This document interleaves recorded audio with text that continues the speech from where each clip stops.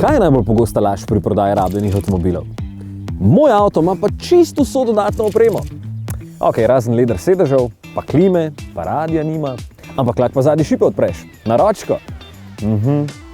No, obstaja pa avto, ki ima vse, ne samo tisto, kar imajo veliki.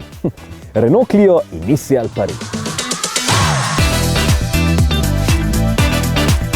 Francozi tole opremo ponujajo že od leta 1997 in svojo posebnost zunaj kaže z napisi Initial tule, pa na oni strani, pa tudi tule. Pol je več kroma na maski, na voljo pa je samo v sivi, titanium sivi, črni pa rjavi barvi, da je bolj prefinjen.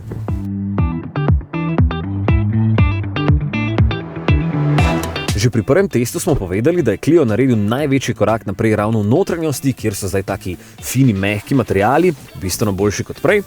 No, pri tem pa je notri lahko samo fino usnje napa na sedežih v taki sivi ali pa črni barvi. In poglej, prešito je s takim vzorcem v obliki diamanta. Lepo. Ker gre za najboljši paket opreme, bi pričakoval, da je tudi tisk malo boljši, ker pa res tule na volanu se je že čisti izbrisal, pa ima avto samo 7600 prevoženih kilometrov. Ker je najboljša oprema, je jasno, da je tule velik 9,3-palčni zaslon multimedijskega sistema EasyLink, ki malo sicer nerodno štrliven z armaturke, ampak se ga hitro navadiš.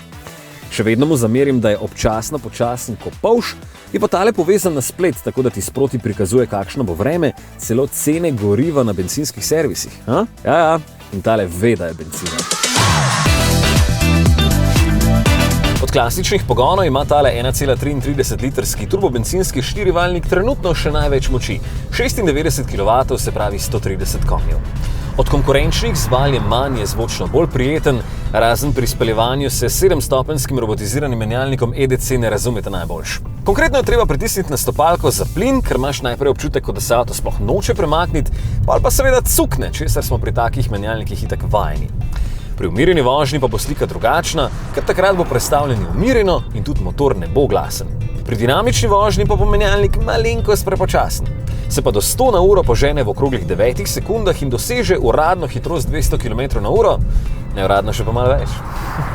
Vožnja je zdaj bolj dodelana kot prej in med ovinki imaš občutek, kot da voziš večji avto, krmilni mehanizem pa ima 3 možnosti trdote. Pri Comfort je občutek preveč odtujen in zato sem večinoma vozil sport, v vsakem primeru pa Clio zelo dobro leži na cesti, radi ga boste peljali tudi hitreje, čeprav s tem motorjem ni poseben varčen, porabi okoli 7 litrov.